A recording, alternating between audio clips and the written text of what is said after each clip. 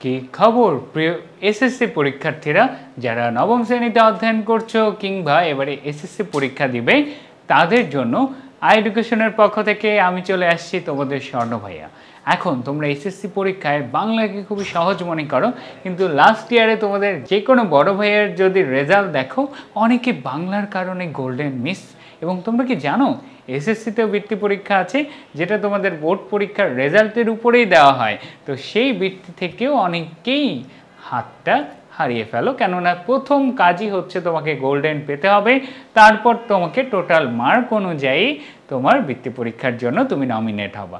তাহলে বুঝতেই পারছো যে এসএসসি পরীক্ষায় বাংলার গুরুত্বটা কত বেশি। কিন্তু তারপরে আমরা বাংলা কবিতাগুলো নর্মালি পড়ে যাই, আর এমসিকিউ দেখে যাব, সেখান থেকে কমন আসবে এসএসসি পরীক্ষায় না।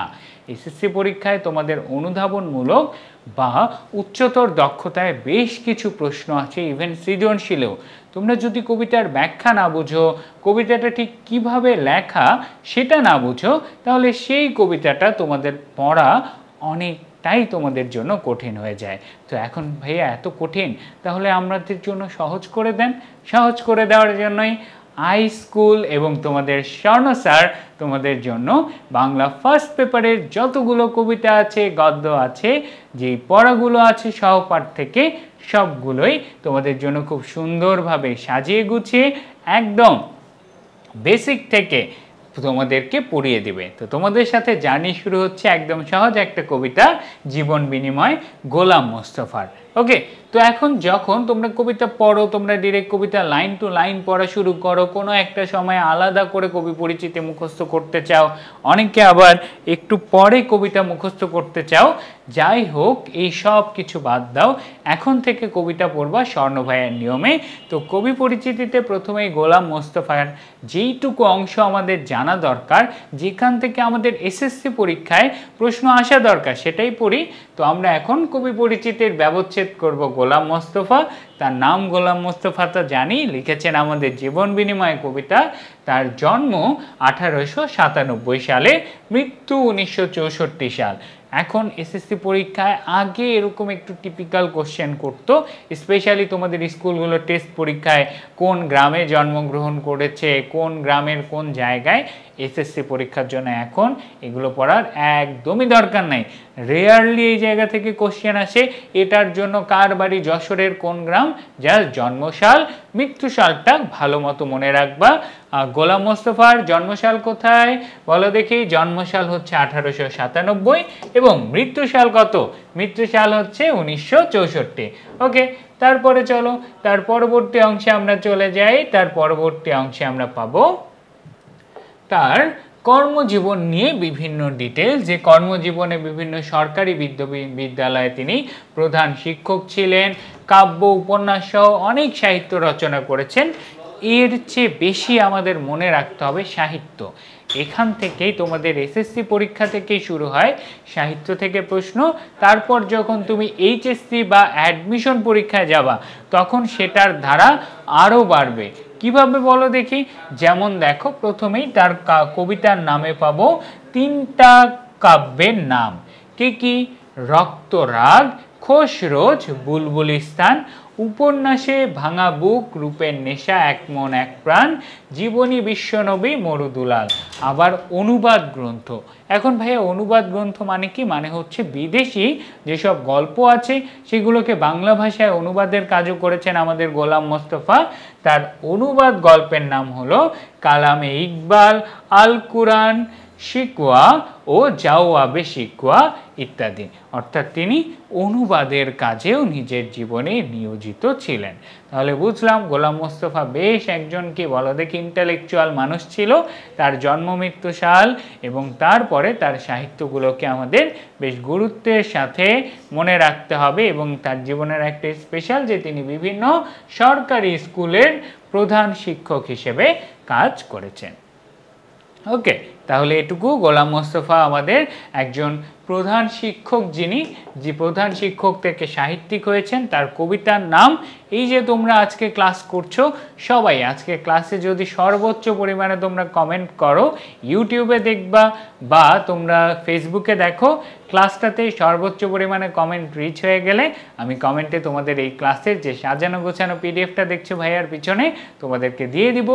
এইটুকু অংশ তোমাদের একদম গোছানো থাকবে। ওকে, তার পরবর্তীতে চলো আমার পিছনে এখন দেখো জীবন বিনিময় কবিতার ব্যবচ্ছেদ। এটা আবার কি কাহিনী ভাইয়া?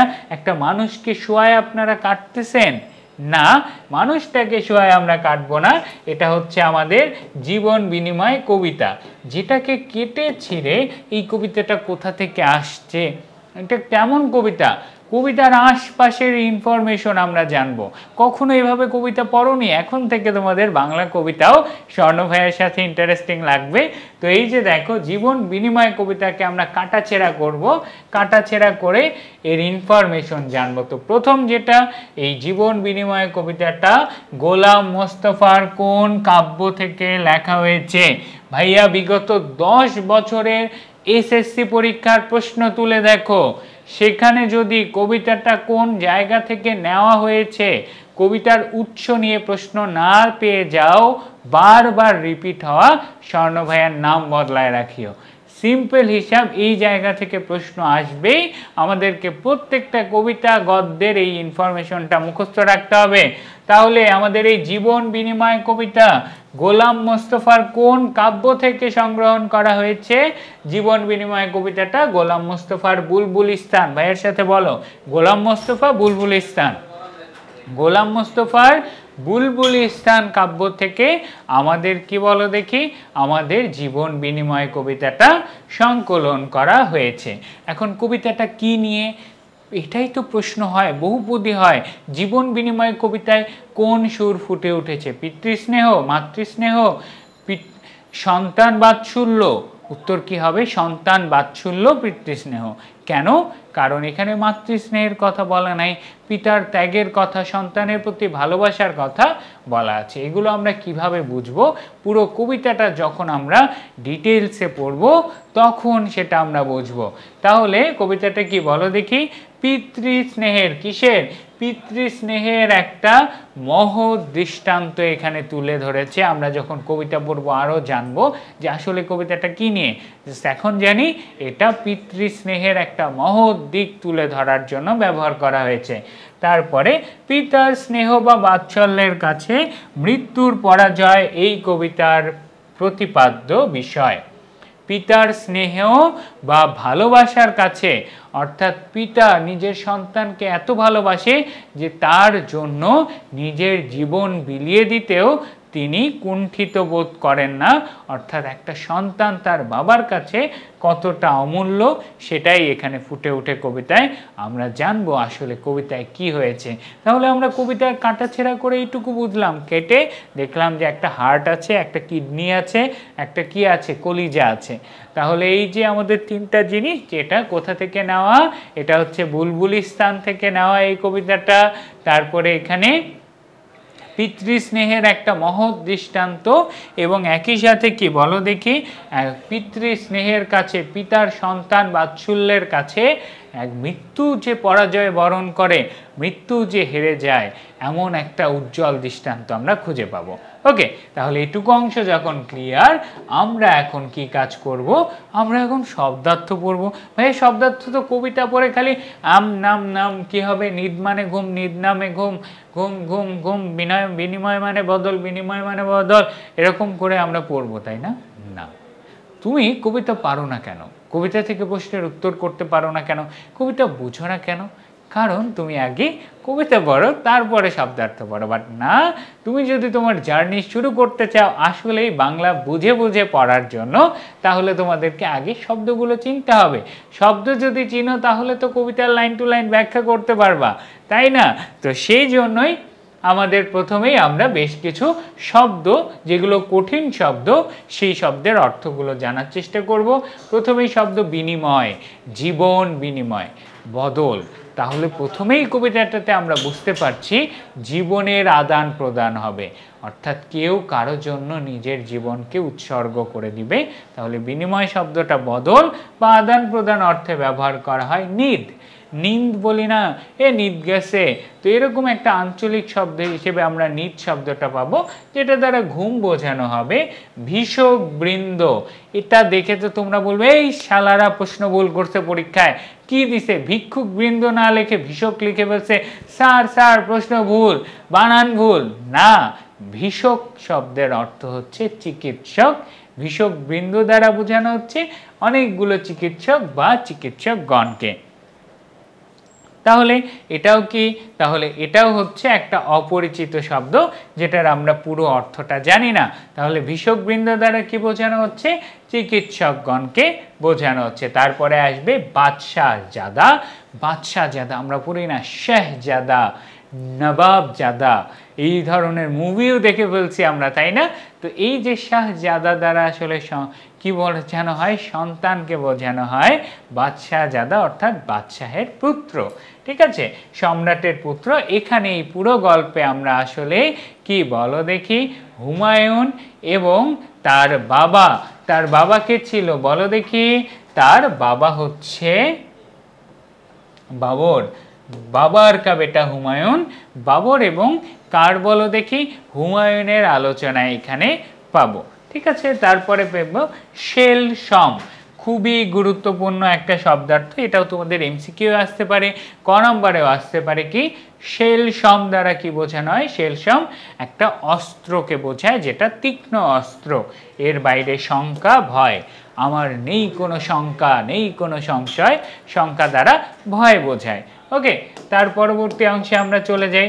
তার পরবর্তী অংশে আমরা আরও বেশ কিছু কঠিন কঠিন শব্দ পাবো। এই জীবন বিনিময় কবিতার অর্থ সহজ, একটা বাবা নিজের সন্তানের জন্য নিজের জীবনকে উৎসর্গ করবে, বাট কবিতার শব্দর অর্থ না জানার জন্য আমরা কবিতাটা কঠিন মনে হয়। অস্ত রবি, অস্ত রবি অর্থ কি? অস্ত মানে কি সূর্য অস্ত যাওয়া, রবি মানে কি সূর্য, তাই না? আমরা তাহলে আলাদা আলাদাভাবে অস্ত রবি মানে দ্বারা বোঝায় যে সূর্যটা অস্ত যাচ্ছে বা অন্তর্গামী সূর্যকে। দৃপ্ত শব্দটা বলো দেখি, দৃপ্ত আমি, আমি আজ আমার দৃপ্ত কণ্ঠে বলতে চাই আপনাদেরকে, আপনারা শোনেন। অর্থাৎ দীপ্ত শব্দটা উদ্দীপনা, এক্সাইটমেন্ট কাজ করতেছে, এই অর্থে দীপ্ত শব্দটা ব্যবহার হয়, বারবার বিভিন্ন জায়গায় ইউজ করতে পারো।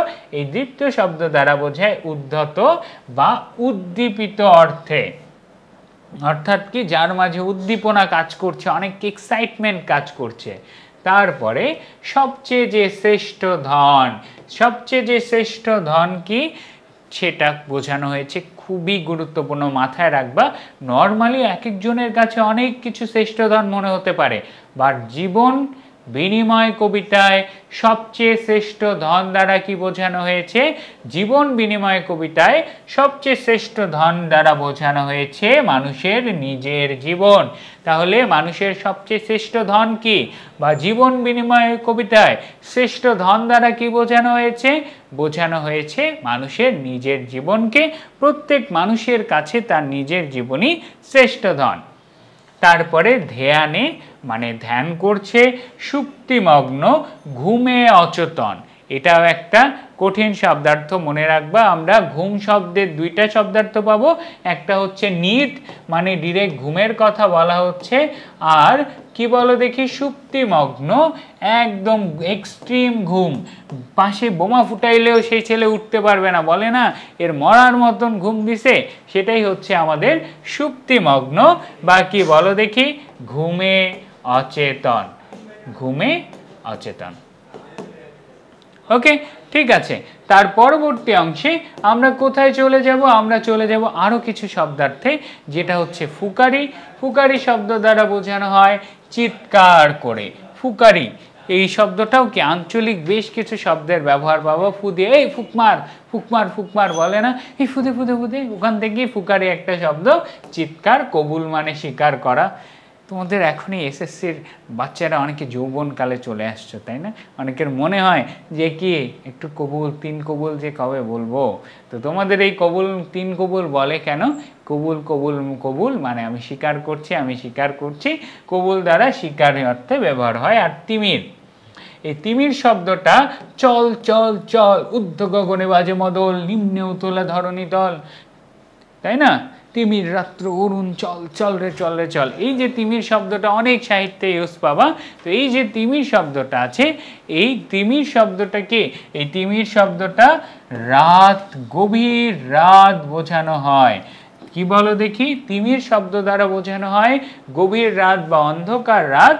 আর তিমির রাতের তোরণে উষার পূর্বাভাস, অর্থাৎ এই অন্ধকার রাত পেরিয়ে একটা উজ্জ্বল রাত আসবে, সেই উজ্জ্বল রাতটাকে বোঝানোর জন্য। এরই মধ্য দিয়ে তাহলে আমরা তিমির রাতের অন্ধকার দূর করে আমরা কিন্তু আমাদের শব্দার্থ অংশগুলো শেষ করে ফেললাম। যে কঠিন শব্দার্থগুলো আমাদের ছিল পড়ার জন্য, সেই কঠিন শব্দার্থগুলো শেষ। এখন আমরা, আরে ভাই এটা কি করছেন? একজনকে দেখি ব্লেন্ডারের মধ্যে একটা মানুষকে ঢুকায় রাখছেন, তারপর আবার হাত চলে যাচ্ছে ব্লেন্ডারের সুইচ চাপার জন্য। আপনি মানুষের জুস বানাবেন? এত নৃশংস না, এটা যে কোনো মানুষ না, এটা হচ্ছে কবিতার চরণ। যে কবিতার লাইনগুলো এত কঠিন মনে হয় আমাদেরকে, এবারে আমরা শব্দার্থ জেনেছি, কবিতাটা কোথা থেকে আসছে, কবি পরিচিতি থেকে যত প্রশ্ন আসার সেই বিষয়গুলো নিয়ে আলোচনা করছি। এবার আমাদের কিন্তু সৃজনশীল লিখতে হবে।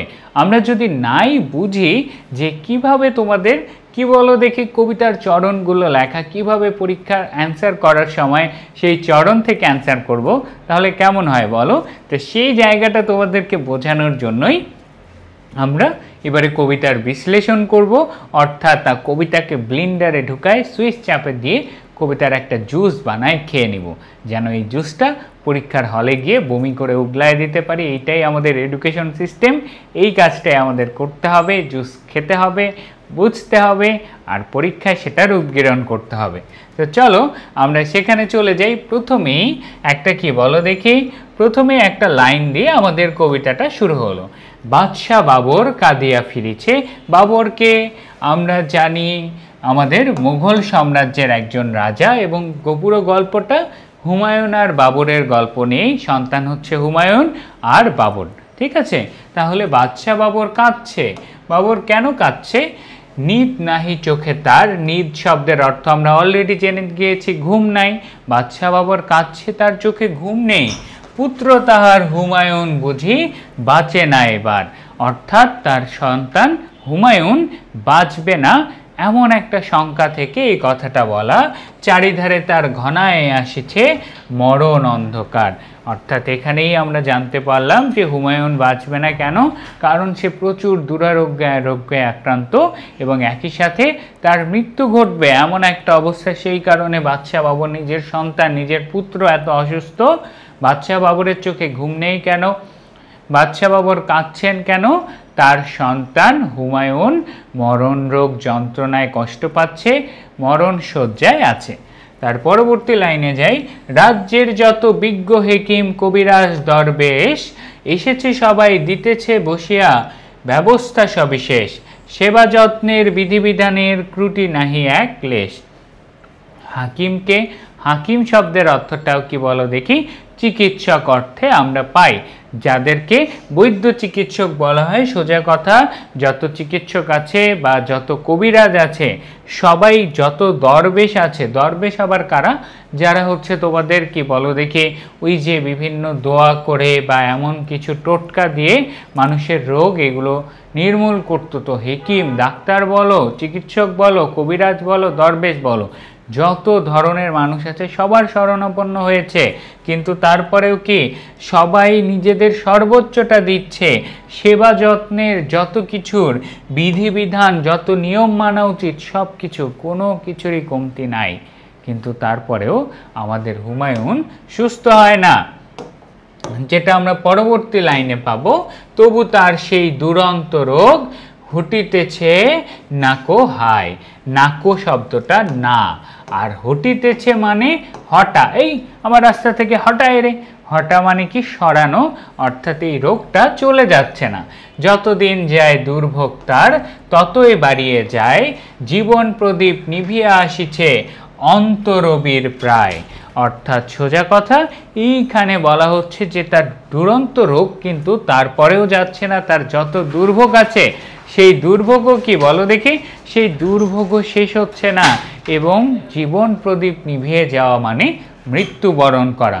জীবন প্রদীপ নিভিয়া আসিছে অন্তরবীর প্রায়, এটা ধরো খ নম্বরে আসলো। উক্তিটি দ্বারা কি বোঝানো হয়েছে, এখানে রোগাক্রান্ত হওয়ার পরে হুমায়ুনের মৃত্যুশয্যা বা সে প্রায় মৃত্যুর শরণাপন্ন এমন দুর্বল অবস্থাকে, এমন কঠিন অবস্থাকে বোঝানো হয়েছে, যেখানে আমাদের হুমায়ুন কি করছে বলো দেখি, হুমায়ুনের অবস্থা, শারীরিক অবস্থা খুবই খারাপ। তার পরবর্তীতে আমরা পাই সুধালো বাবর ব্যগ্র কণ্ঠে।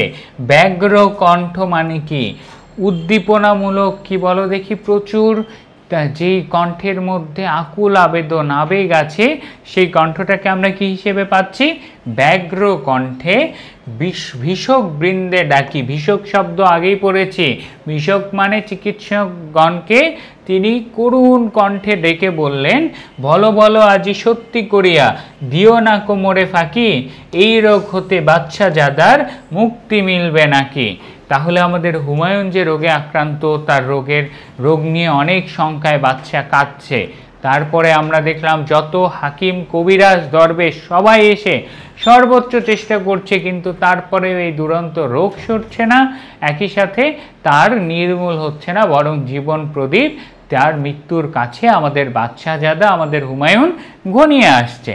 এখন কি হয়েছে, এখন সেই কারণে বাবর শেষমেশ সবাইকে ডাকছে, ব্যগ্র কণ্ঠে, আকুল কণ্ঠে ডাকছে, যে সত্যি করে বলেন, যত চিকিৎসক, ভীষক মানে চিকিৎসক আগে পড়ে ফেলেছে, যে কি হয়েছে আমাকে বলেন, যে আমার সন্তানের এই রোগ কি আসলেই দূর হবে কিনা, এই রোগ হতে আমাদের বাদশাহজাদার মুক্তি পাবে কিনা।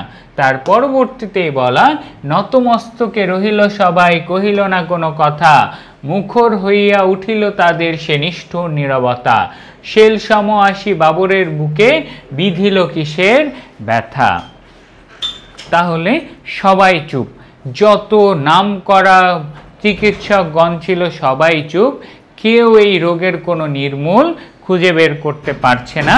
এখানে নিয়ে এই কথাটা বলা হয়েছে, মুখর হইয়া উঠিল তাদের নিষ্ঠুর নীরবতা। নীরব মানে তো চুপ, আবার মুখর মানে কি, অর্থাৎ তাদের এই সময়টাতে সবাই যখন হুমায়ুনের রোগ থেকে নির্মূল করতে অপারগ, এমন সময়ে এই যে বাদশাহের প্রশ্নের উত্তরে যখন সবাই নীরব, তখন তাদের এই নীরবতাটাই অনেক বড়ভাবে বাদশার মনে কষ্টের বিষয় হিসেবে ফুটে উঠল।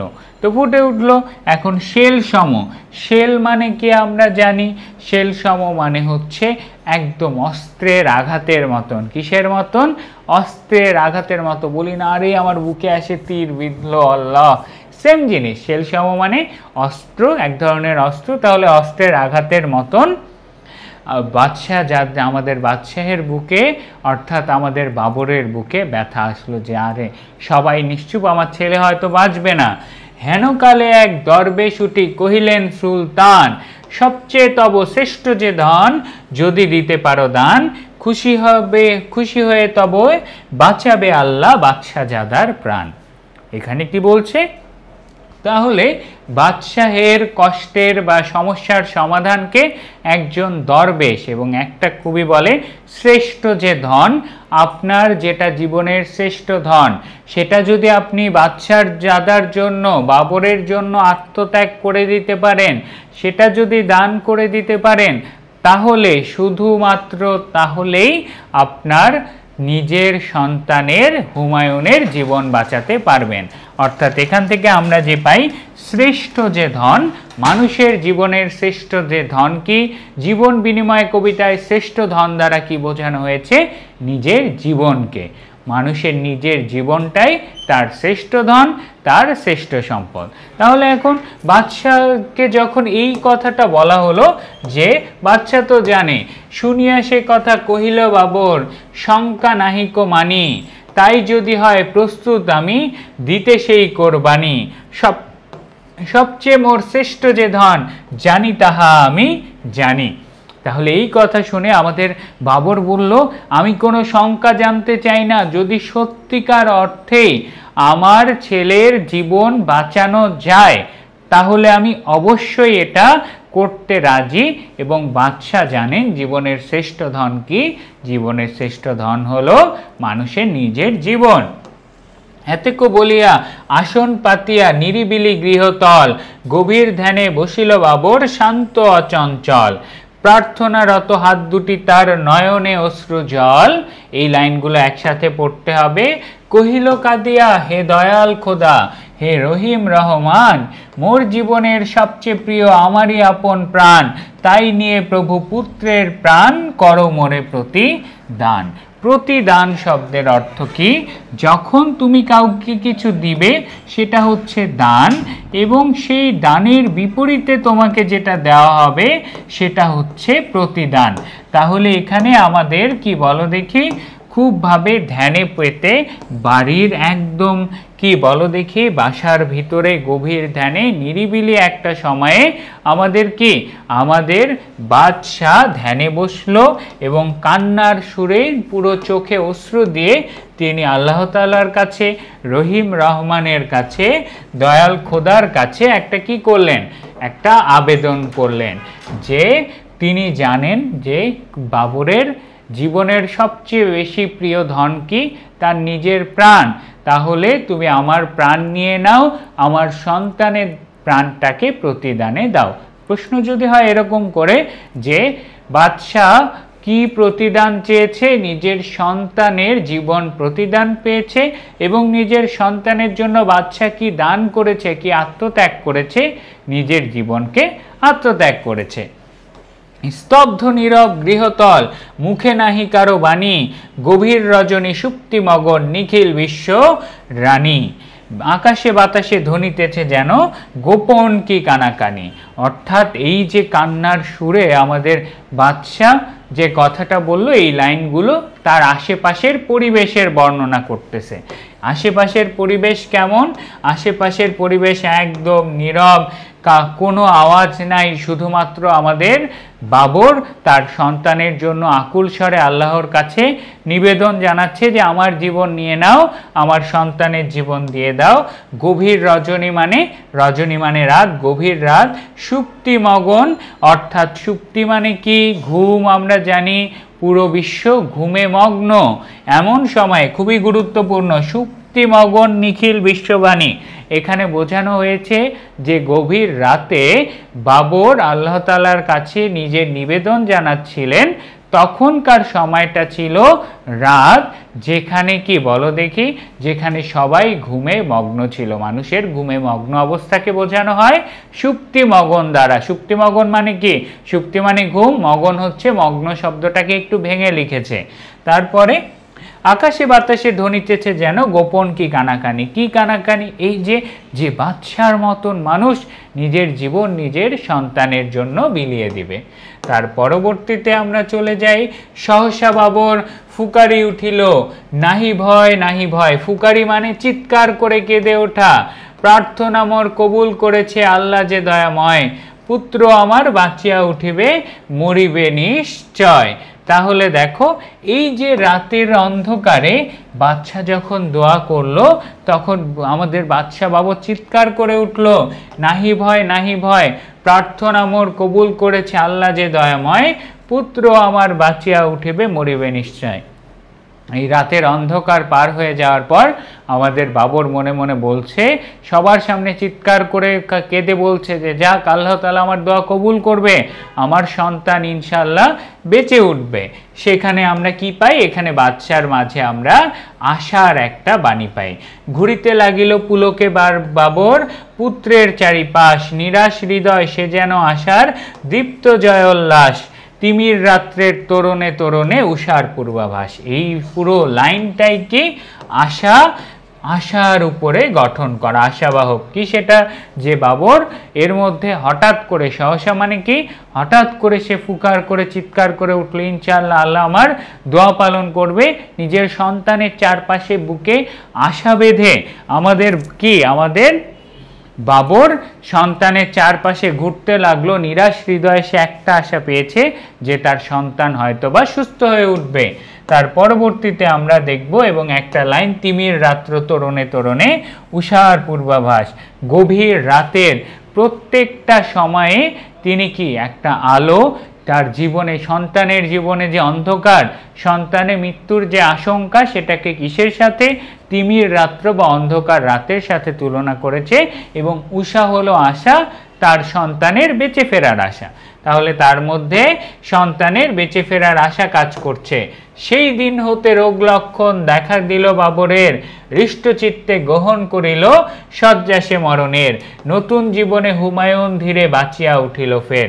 তাহলে ওই যে রাতটা, ওই রাতে আমাদের বাদশাহ হুমায়ুনের কি করার জন্য, ওই রাতে আমাদের বাদশাহ হুমায়ুনের দোয়ার পর থেকে আমাদের কি বলো দেখি, বাদশাহ বাবরের দোয়ার পর থেকে সে অসুস্থ হলো। বাদশাহ বাবর কখন থেকে অসুস্থ হয়, ওই যে নিজের সন্তানের জন্য নিজের জীবন আত্মত্যাগের দোয়া করার পর বাদশাহ বাবর অসুস্থ হয়ে যায়। আর অপরদিকে আমাদের হুমায়ুন কি করে, আমাদের হুমায়ুন নতুন জীবনে ধীরে ধীরে কি করলো, ধীরে ধীরে বেঁচে ওঠে। এবং খুবই গুরুত্বপূর্ণ একটা লাইন, হৃষ্টচিত্তে গ্রহণ করিল শয্যাসে মরণের।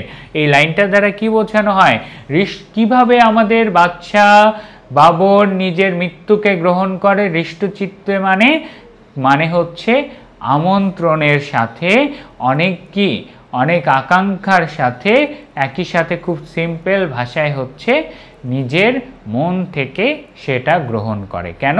কারণ সে জানে যে তার এই মরণশয্যা, তাকে মৃত্যুবরণ করতে হবে, তাহলেই তার সন্তান বেঁচে উঠবে।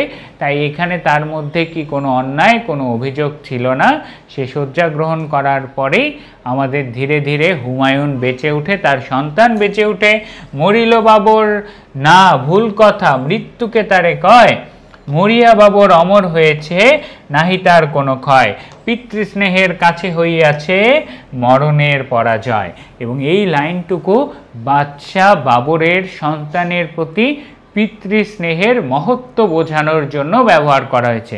এই যে দেখো ভাইয়ার কাছে মহত্ব, এই ধরনের শব্দ শুনছো, ক্লাসগুলো রিপিট করে ভাইয়ার এই কথাগুলো ইউজ করবে তোমাদের সৃজনশীলে। যদি এটা প্রপারলি ইউজ করতে পারো, তোমাদের সৃজনশীলে ফুল নাম্বার আনতে কেউ আটকাইতে পারবে না। তাহলে কি বলো দেখি, তাহলে আমরা পেলাম মরিল না বাবর না ভুল কথা, অর্থাৎ বাবর মারা যায়নি, এটা ভুল কথা। কেন? কারণ এখানে মূলত বাবরের মৃত্যুকে কোনো সাধারণ মৃত্যু নয়, বরং পিতৃস্নেহের এক উজ্জ্বল দৃষ্টান্ত হিসেবে তুলে ধরা হয়েছে। যে বাবর আসলে মরেনি, বরং সে মৃত্যুসজ্জার সন্তানকে, সন্তানের মৃত্যুকে নিজের পিতৃস্নেহ দিয়ে, পিতার আত্মত্যাগ দিয়ে সেই ঘটনাকে অমর করে তুলেছে মানুষের মাঝে। বাবরের কাহিনী অমর হয়ে আছে যে নিজের সন্তানের জন্য তিনি নিজের জীবন দিয়ে দিয়েছেন। এটা পিতৃস্নেহের এক অমূল্য, এক মহৎ দৃষ্টান্ত।